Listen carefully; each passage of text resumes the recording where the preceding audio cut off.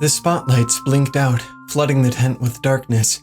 The dancers, all crawling in their adagio, dressed as lions and vipers and fanged dream creatures, vanished before they could reach the ballerina standing at the dip in the high wire. When the lights glowed back on, neon pink this time instead of yellow, they were gone. Ballerina, animals, high wire and all. The act had come to an end, and a small man stood center stage in his red coat, praising the performance, coaxing the invisible audience to cheer and, if they would please, remember to support their favorite performers by voicing the word encore to the number on the screen. Monique wondered how many people actually bothered. She never had, and she'd been watching these acts for years. There were probably some real devotees out there, though. Folks who satisfied their lust for greatness by voting for their favorite performers on the show. Their small wave into the limelight. Soon, if she only kept going, maybe they'd be voting for her instead. Jaquan made a long, low noise, breath heavy with what sounded like anticipation. Hey, slow up a little. This is the good part. Monique grimaced, tried not to think about how much her wrist was beginning to hurt. She continued to stare at the screen. As the man in the coat announced the next act, a marvel to silence the scientists and befuddle the believers, the lights shifted from pink to green. Plumes of computer-generated fog rolled out of the darkness and into the circle of the light. Arcs of digital electricity shot through the haze, illuminating it from within like tiny thunderstorms. With a flourish, the ringleader introduced the next performer. The words appeared on the screen. Kara, occult chemister, and behind them the fog rushed into a whirlwind, enveloping the ringleader. Then, as quickly as it had gathered, the whirlwind collapsed into a thin veil that crawled across the floor, revealing a new figure standing in the ringleader's place. A disclaimer appeared at the bottom of the screen. Everything you're about to see is live and unedited.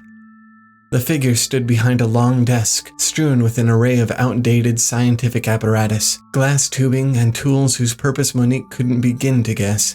Bottles, vials, stirring wands, what looked to be a rabbit pinned to a board in an X shape, skin peeled back to reveal the empty cavern of its chest.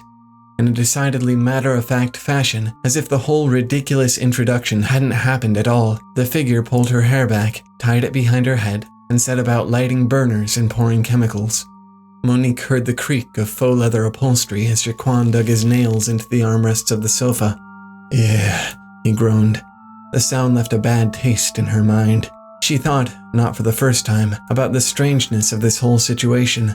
When she'd first applied for the position of domestic worker, she'd been expecting to cook and clean and gather references. Not whatever this was. He bucked his hips and, gritting her teeth against the ache in her wrist, she quickened her pace. Under the green glow of the stage lights, the woman on the screen held up an ingot of gold for the camera to see. She dropped it into a glowing crucible and then, carefully, poured the contents of a covered pan into the funnel beside it. Silver liquid flowed from the pan into the funnel through a glass pipe and then dripped in tiny, calculated droplets into a receptacle attached to the crucible. After some more complicated steps that were difficult for Monique to follow, the woman extracted the final concoction from the crucible, a hideously twisted, blackened mass, and placed it into a sort of archaic heated press at the other side of the desk. She positioned the rabbit beneath a spigot on the contraption and started to twist the handle. As the piston came down and the chamber began to glow against the burner, something thick and black drained from the spigot into the rabbit's chest, an oddly pulsating fluid, trailing lines of dark smoke. Jaquan began to tremble beneath the motion of Monique's hand. His muscles tensed. Don't stop. She hazarded a glance at his face. His eyes were glazed, fixed on the screen. For a moment, nothing more seemed to happen. The woman moved the rabbit to the center of the desk, and the camera cut to a top-down shot, staring directly into the hollow of its chest. The black fluid seemed to shudder and writhe inside, like some kind of terrified creature searching for a place to hide. Finally, it began to settle, seeping into the pink flesh like water into a sponge. The first time Monique had seen this footage, she jumped.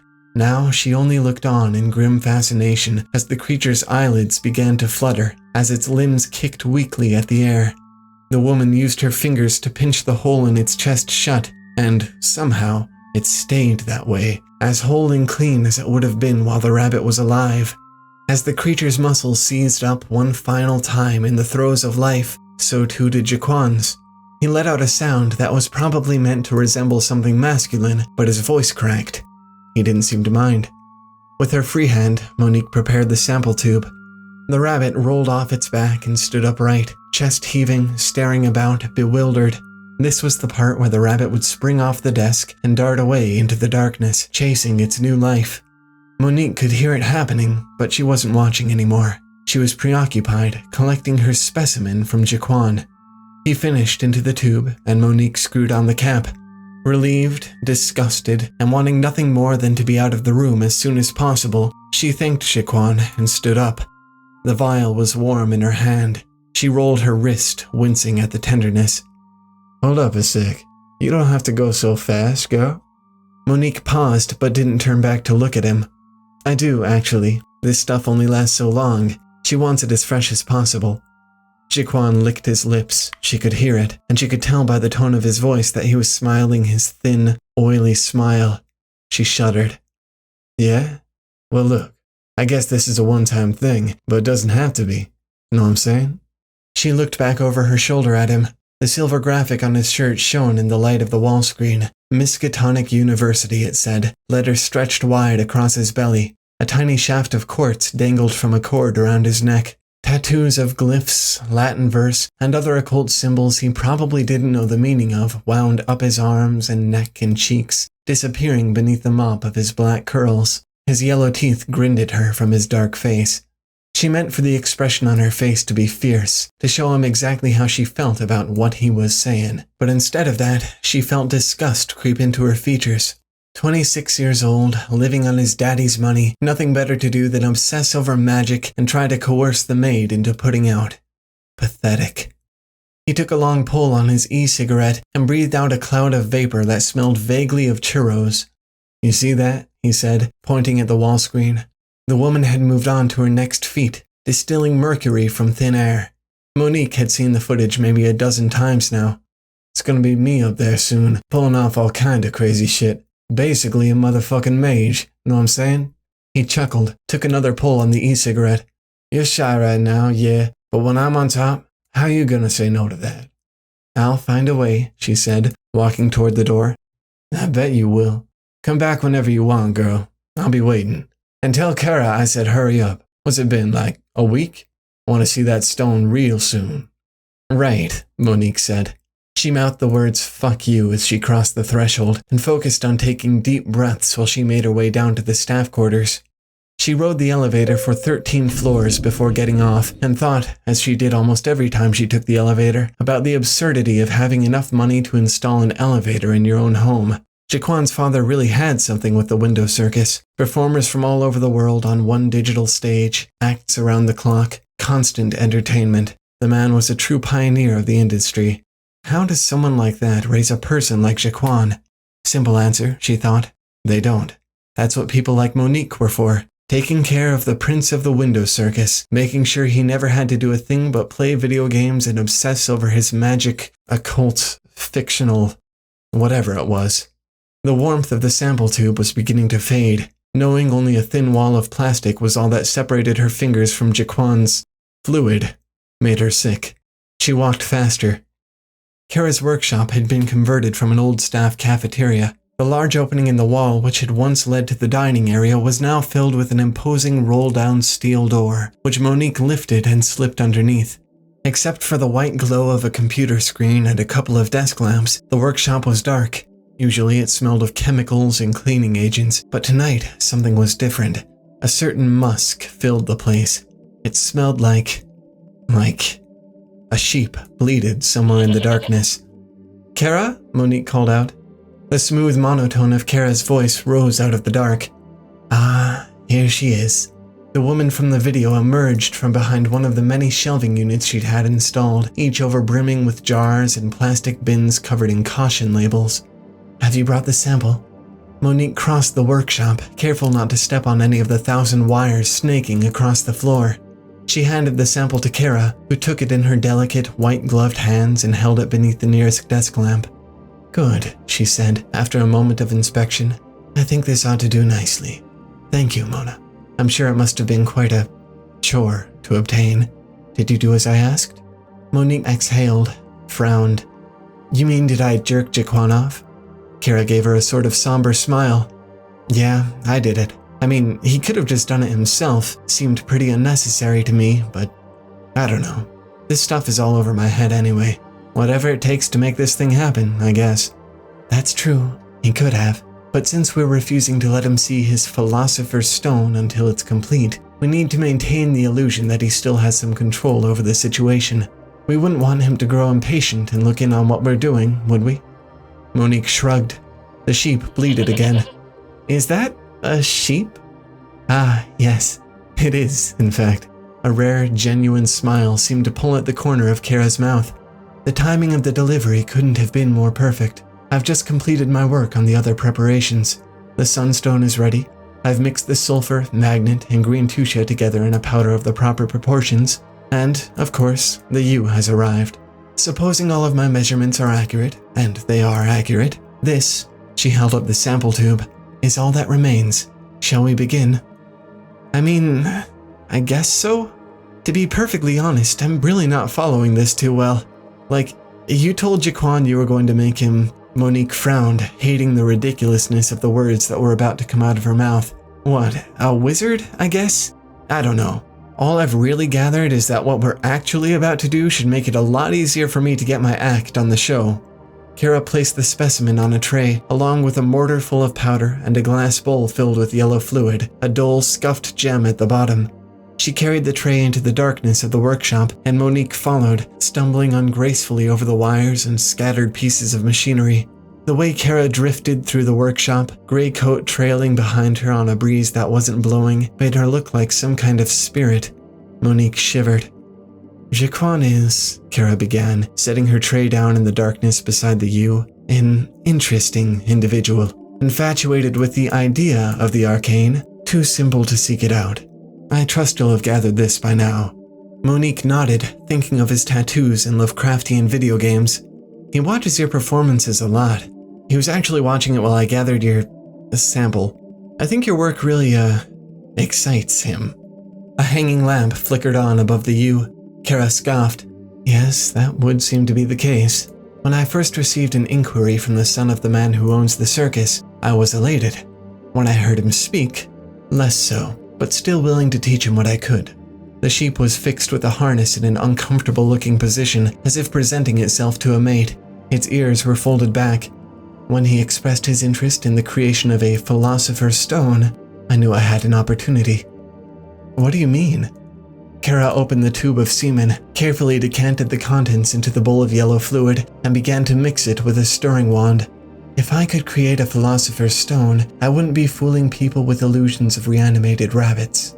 With the wealth and fame I could accrue from such a feat, I'm sure I'd hardly have time for circus acts. Anyone who believes that another human being is capable of such a thing is clearly out of his depth. And she tapped off the wand on the lip of the bowl, ripe for exploitation. Monique looked from Kara's pale face to the ingredients on the tray. She looked at the sheep and thought of the writhing black fluid inside the hollow of the rabbit's chest. So, are you a fake, then? Just a magician? Oh no, I wouldn't say that. I merely work within the limitations of this world's virtues. So far as I've found, the virtue of the unknown, what Jaquan so affectionately calls the occult, gives no provision for the recursion of life, and certainly not for the bestowing of omnipotence through consumption of some mystical drug. Sorry? Monique said, trying not to sound as stupid as she felt. Kara paused, seemed to think about how best to explain. I can do many things with the arcanum I've uncovered, but making an elixir that will grant the drinker omnipotence, Jaquan's philosopher's stone, is not within my capabilities. She looked at Monique with her gray eyes, eyes that hid the archives of secret knowledge written into the pages of her mind. But he doesn't know that. Tell me, Mona, how badly do you want to make your mark on the world? What would you give to have your very own slot on the window circus? The first answer that came to her was anything, but staring at the sheep, the way it trembled beneath its restraints, made her wonder whether that was the truth. Ever since she'd finished school and realized there was no such thing as a market for ballet dancers, she'd done everything she could think of to make something of herself. In retrospect, everything wasn't much. Some cheap theater work, an attempt at freelancing, and now this. I'd take a job as a maid for that man-child Jaquan, And I guess I'd even jerk him off for the first crazy person to offer me a shot at the next step. Precisely. You're a woman of vision, and better, a woman of means. You see an opportunity to climb the ladder, and you take it. I'm only doing the same, you see, using Jaquan's resources while I can, in order to get where I'd like to be. And where is that? That rare half-smile again, tugging at the corner of Kara's mouth. In control. The next few weeks were easily the strangest of Monique's life.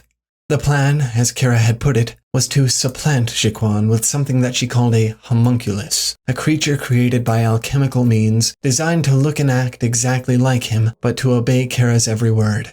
But even after seeing the footage of the circus act playing over and over in Jaquan's apartment, it was difficult for Monique to believe that such a thing was possible. Difficult at first, anyway. The process began with the yew, a substance called sunstone mixed with Jaquan's seed, and a long, ugly attempt at insemination. The mixture went into the sheep, which was plugged up with a sunstone gem, and for about a week, Monique and Kara took turns feeding it on small portions of their own blood. The whole thing was sickening to be a part of, and Monique felt sure that, considering the diet of blood and the strange concoction festering in its womb, soon the sheep would fall ill and die. It seemed the only reasonable expectation, and guilt over the needless murder of such a sweet animal began to weigh on her. But something else happened. Without showing any sign whatsoever of pregnancy, one morning the sheep went into labor and gave birth to something entirely unsheep-like, a throbbing gelatinous mass of black material. Kara placed it in the powder she'd prepared the week before, and Monique watched in fascination and horror as the thing bathed itself in the powder, the tiny white granules sticking to its slick black surface, dissolving, covering it in a membranous film that slowly thickened into something like skin. After that, whatever doubts she'd had melted away, replaced with a sort of cautious dedication. It was working. It was repulsive, an abomination of nature, clearly, but it was working, and that was more than she could say for any other part of her career so far. She wasn't sure whether to feel ashamed of her participation in Kara's scheme, or proud for taking the initiative. Mostly, she tried not to think about it at all. It became another part of her work, and nothing more. Clean Jaquan's apartment, cook, try not to make eye contact with him, find another excuse for how slow his philosopher's stone was coming along, tell him no several times a day, and at night, return to the workshop to help Kara raise the homunculus. It grew quickly, faster even than Kara had expected. A mere 5 days after its birth, it had changed from an amorphous blob no larger than Monique's palm into a disproportionately small, hairless duplicate of Jaquan, and it became more human every day. Soon, save for the absence of tattoos and yellow teeth, Monique was no longer raising some strange alchemical creature. Instead, she was caring for a second Jaquan. She made a lot of jokes about how wonderful that was, but in truth it sort of terrified her. As the duplicate evolved, as it learned to use its body and to express itself, it began to behave like Jaquan. It even began to speak. Often, while Monique was bathing it or feeding it or just existing in its presence, it would grow an erection, which it made no effort to hide. It was uncomfortable, sure, but Monique convinced herself that it was only natural, as if any part of this could be called natural. She didn't make much of a fuss about it until she awoke one night to the sound of her apartment door squeaking on its hinges. The naked homunculus stared at her through the opening, eyes gleaming in the darkness. Even in the low light, she could tell that it was touching itself. It was a simple matter to resolve. Bring the thing back to Kara, have her tell it what not to do. So far, the creature had been unwaveringly obedient, so Monique never really expected it to be a problem again. Still, that didn't stop the dreams, didn't stop her from waking in the night to stare at the door. She only began to get real rest again when she started sleeping with a kitchen cleaver between the mattress and the headboard. She knew it was only a comforting talisman, something like a nightlight, but it helped. Despite the new strangeness between Monique and the creature, they made good progress. Before the end of the 3rd week, he was speaking in full English. Everything from the unkempt tangle of its hair to the way it incessantly used the phrase, "know what I'm saying?" was a perfect mirror of Jaquan. All that remained was some weathering, tattoos, yellowed teeth, the small scars a person tends to accumulate after 26 years. But just as Kara was making some final preparations, something arose. A complication. A phone call requesting Monique in the penthouse. She was to meet with Bob Dreyer, Jaquan's father and owner of the Window Circus, and she was to do it now. No reason was given. Kara made her promise not to say anything about what she was doing. She did, of course, but Kara gathered her things to make a quick exit if necessary anyway. Monique didn't blame her. If, somehow, someone caught wind of what was going on in the workshop, things could end up very badly for her. As she rode the elevator past the 13th floor, she invented all kinds of horrific possibilities in her mind. Maybe someone had seen the homunculus the night it had left the workshop and come up to her apartment. Maybe someone had heard the sheep bleeding and tried to figure out where it was coming from. Worst of all, maybe they'd been monitored from the start. By the time she'd reached the 21st floor, she'd prepared a small, frantic speech about her involvement in this situation, how she was coerced by Kara, drugged and abused and forced to do everything she'd done. She liked Kara, of course. She didn't want to throw her under the bus in that way, but she also knew that a couple of well-timed tears could save a girl from prison. When she got off the elevator, she was surprised to see Jaquan in the waiting area, sprawled out on the sofa. "Oh, you're in trouble," he said, grinning at her. He lowered his voice. "You know, rumors have been spreading all over the place about our relationship. Only a matter of time before they reach the big man, you know what I'm saying?" Monique frowned, trying to figure out who else could have possibly known about what she'd done. Then, of course, the obvious answer came to her. "You told someone?" "Of course I did. Girl, I'm not gonna get rubbed off by someone like you and keep it to myself. Fuck that. But, you know what?" He glanced down the hall leading to the penthouse office.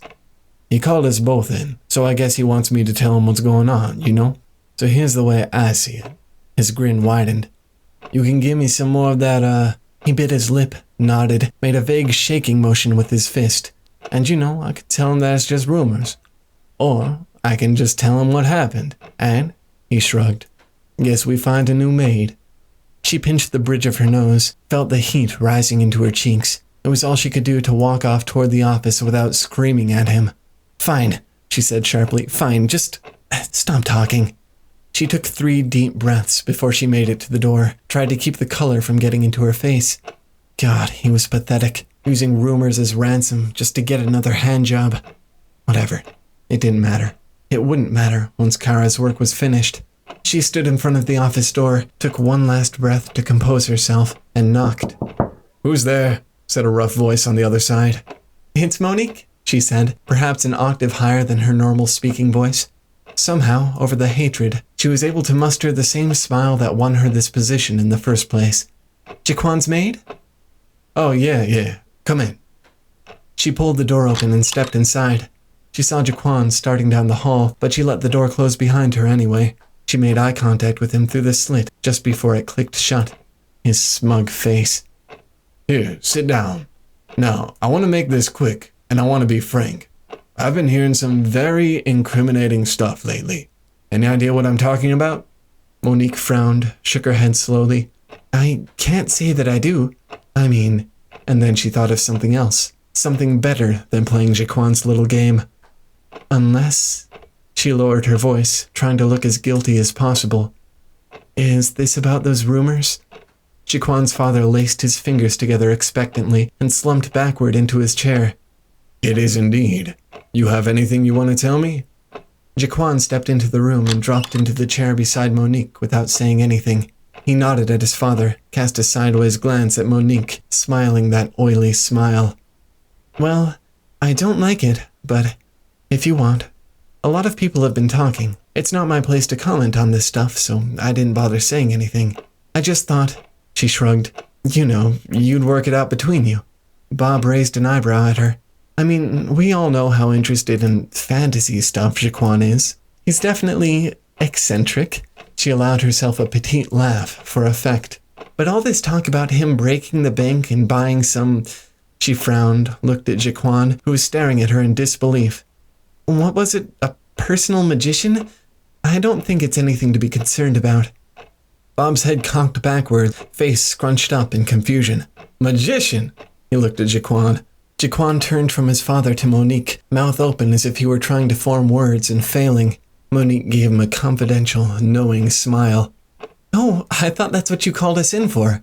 I mean, there's this rumor going around, people saying Jaquan dropped $300,000 on a magician to teach him some stuff or make him a special drug, something like that. I'm really not too sure on the details."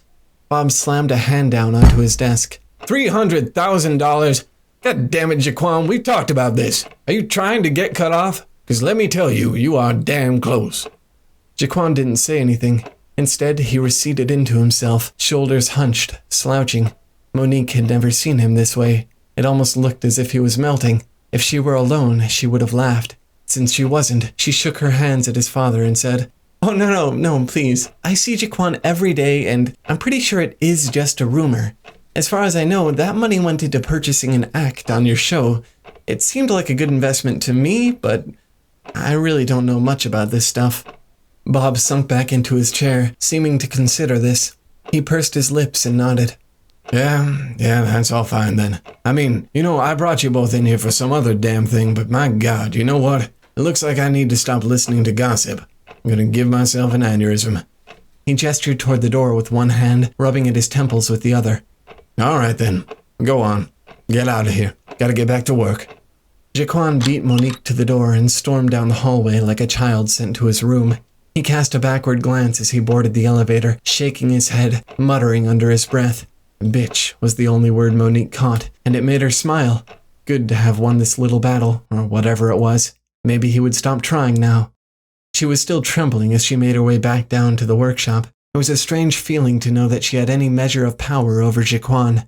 She imagined him sitting in his apartment, brooding, and she was glad that after tonight she'd never have to cook for him or clean for him or see his smug face ever again. Not his smug face. Not actually. Smiling, temples pounding, she returned to the shop to finish off the night's work. It looked like Kara had given up on preparing her getaway halfway through. There were open briefcases and crates on dollies crowded around her desk, a circle of square silhouettes black against the light of the desk lamp. She'd piled a few odds and ends into some of them, but the rest were empty. "Mona," called Kara from somewhere inside the workshop. "Come here. There's something I need you to see." Surprised by the urgency in Kara's voice, and even more by the fact that she wasn't immediately curious about the meeting, Monique hurried through the labyrinth of shelves and machinery. She found Kara sitting on the floor, back to the wall, holding a black smudged cloth against her neck. Or, not black, red. Her coat was covered in it. She was taking deep breaths. "Oh my God, Kara! What happened?" She grimaced, pointed into the darkness outside the ring of the hanging lamplight. The homunculus was strapped into the sheep's harness. It looked sullen, almost exactly the way Jaquan had looked when he left the office, but otherwise calm. Its chin shone with the black sheen of blood. "While I was preparing myself to leave the premises, it occurred to me that there was no point. I imagined that if a man like Bob Dreyer wants someone found, they will be found. The power of a full wallet, I suppose." She winced, shifting into a more upright position against the wall. "So, instead, I thought that if I could finish my work on the duplicate's tattoos tonight, perhaps..." She shrugged. "Well, I don't quite know what would have come after that. I suppose I could have tried to convince them that this was the actual Jaquan, but..." Monique waited for her to finish, but she didn't say anything else. "So, what happened to you? That looks..." She stared at all the blood, imagined what the wound must look like beneath the fabric. "How bad is it?" "Oh, it could be much worse, certainly. It's mostly superficial. It's just very painful and very messy. It should heal nicely in a few weeks, though." Her face twisted painfully as she rose onto her feet. "I think our friend has become very attached to you, which in retrospect seems reasonable. You've been doing most of the physical care, after all. It's still obedient, of course, but it doesn't actually seem to have a full grasp on my instructions. At any rate, while you were gone, I strapped it into the harness and attempted to create an ink outline for the tattoos. The moment I made contact with it, she peeled the cloth away from her neck, drawing dark strings of blood between the fabric and the wound. It put its teeth in my neck. The bite mark glistened in the lamplight, a crescent of shallow craters matted with coagulating blood. "God, Kara, that looks awful." Monique cast a sideways glance at the creature. "Are you sure it's safe to be around?" Kara waved a dismissive hand, started toward the workshop door. "As safe as ever. These things happen. I just need to make certain that my instructions are understood from now on. But I think for tonight, we'll skip the rest of the normal teaching and care. I need to clean up, and I'd like to get some rest. We'll finish tomorrow." Monique was about to offer to stay back, to finish her normal work with the homunculus while Kara slept, but before she could open her mouth, the The creature caught her attention. It was staring at her, eyes glazed, mouth drawn into a... What was that expression? Not a smile. Not quite. You don't have to go so fast, girl. Know what I'm saying? Monique froze, trying to process what had just happened. The creature never spoke unless Kara told it to. It wasn't supposed to. A sudden urge to leave the workshop, to be anywhere but here, alone with this grinning, blood-spattered thing, overcame her. She left close behind Kara, checking and double-checking the locks on the way out. They talked for a while about the meeting, said goodnight, and then she went back to her tiny apartment. When she arrived, she crawled into bed without changing her clothes or brushing her teeth and stared at the ceiling for a long time, thinking. She thought of how close she was to getting what she wanted, a version of Jaquan that would make sure she got her own act on the window circus. She thought of the real Jaquan, who she'd have to see tomorrow after all, and how uncomfortable that would be. Most of all, she thought of the homunculus. Now and then her eyes flicked automatically from the ceiling to the door. It was locked this time, she made sure of that. Still, she couldn't help but think back to that night, the naked duplicate staring at her. When sleep finally came, it brought on a picture show of bizarre, colorful dreams, the kind Monique knew she'd forget by the time she woke up, even as she watched them play out behind her eyelids. She saw herself through her mother's eyes, a little girl taking her first ballet lesson. On the wall, she saw a painting full of predatory animals slithering out of their frame to terrorize the students. And then, suddenly, she was inside her own little ballerina body. But now, instead of doing bar exercises with the instructor, she was teetering on a high rope, and the painting creatures were crawling out across the line toward her. As they approached, their brushstroke fangs transformed into pieces of sharp white plastic sewn onto beastly costumes. And in the costumes, a dozen grotesque caricatures of Jaquan, bloody-mouthed and grinning. She curled into a ball on the line, sobbing, helpless, while they touched her and tasted her and tore at her leotard. One of them pinned her down against the rope, which became a soft floor and slowly lowered itself onto her. She could feel the warmth of it pressing against her belly, her thighs. She could feel the warmth of it. Her eyes fluttered open. In the darkness, immediately above her face, she saw the whites of two eyes staring back at her. The weight of the creature bore down on her small frame, its knees and elbows sinking into the mattress on either side. Something stiff throbbed against her thigh, inching closer, closer. She tried to scream, but its hand was clamped over her mouth. She tried to kick, to move, but it was too heavy. Blind panic seized her. She lost control of her limbs, which went thrashing and scratching at the thing's bare body. It lowered its head into the crook of her neck, grunted, a sound almost like laughter, and continued as if she weren't doing anything at all. 1,000 pieces of advice about what to do in this situation whirled uselessly through Monique's mind. She tried to calm herself, to think clearly enough to do something, but the tears were already pricking at her eyes, and her petite arms felt useless against the mass of the creature. And then she remembered.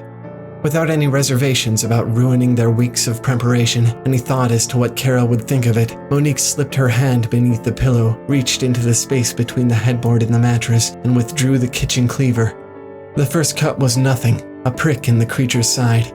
When the thing jerked upward off of her to see what had caused it, she reeled back and drove the knife into its chest. It struck bone and twisted painfully in her wrist, but she forced it in at the odd angle anyway. The creature stared down at the handle of the knife, jutting awkwardly out of its chest from behind its sternum. Confused, it touched the handle, then recoiled in agony. "Fuck," it coughed. The sound of its breath was like someone drowning. Monique scrambled out from beneath it and off of the bed. In the dim red light of her alarm clock, she watched it slump backward against the wall, watched its hands rake desperately against the sheets, the headboard, watched the rise and fall of its chest cease as it stopped breathing. Only when it was finally still did she notice the occult symbols winding up its arms and neck and cheeks, disappearing beneath the mop of black curls. Kara rested her delicate fingers on Monique's shoulder. "How are you feeling? Any better?" The answer was no, but Monique didn't say it. The pit that had opened up in her stomach after last night would probably never close. She expected to feel this sick and this filthy for the rest of her life. "I'd probably feel better if I didn't have to be around that." She nodded toward the homunculus, who was sprawled out on Jaquan's sofa at the other end of the room, looking very much the part. I know. I am sorry you had to go through all of that. I'm sure this isn't what you need to hear right now, but for your own sake, try to think positively. Nothing's really changed. You had the wherewithal to protect yourself, and, at least physically, you're no worse for wear. Certainly, in light of things, we'll have to change our schedule somewhat, but otherwise, everything is coming along nicely.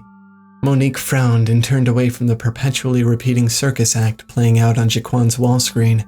She looked Kara in the eyes, looked at the bandage taped to the side of her neck. The way she was feeling must have been plain in her expression, because Kara said, "Things will get better, I promise." She guided Monique to a bar stool beside the kitchenette and made her sit down. "Try to relax. As I said when we started this, just a few weeks ago, you're a woman of vision. Don't lose sight of that wonderful future." She gestured toward the performance on the wall screen, her own act. "Try to imagine yourself on that screen instead of me. I'll be back soon. I've got to arrange with a real tattoo artist to see the homuncule." She paused, corrected herself, "to see Jaquan." Monique didn't say goodbye. She just continued to watch Kara's act as she had so many times before. She watched her bring the rabbit back, watched her distill mercury from thin air, watched her defy nature in a million other ways within the space of a few minutes. She tried to imagine herself on the screen, but all she could think of was that sheep in the workshop, trembling beneath the harness. That story may have been a bit of a trip for some of you. Definitely different from our other stories so far, but hey, we promised you something weird, and I think this one qualifies. The trickiest thing about writing it was figuring out which genres we wanted to undermine in order to create a real piece of weird fiction. And while we could just tell you what genres those were, that would also be incredibly boring. So instead, we want to challenge you guys to try and figure out which genres we tore apart and Frankensteined back together for this story. We're definitely looking forward to seeing what you come up with. Anyway, this has been an awesome theme for us. We learned a ridiculous amount from it. Thank you all so much for being the freaky individuals that you are and deciding on this freaky topic. Keep being weird and keep making stuff up. We'll see you next month. Bye.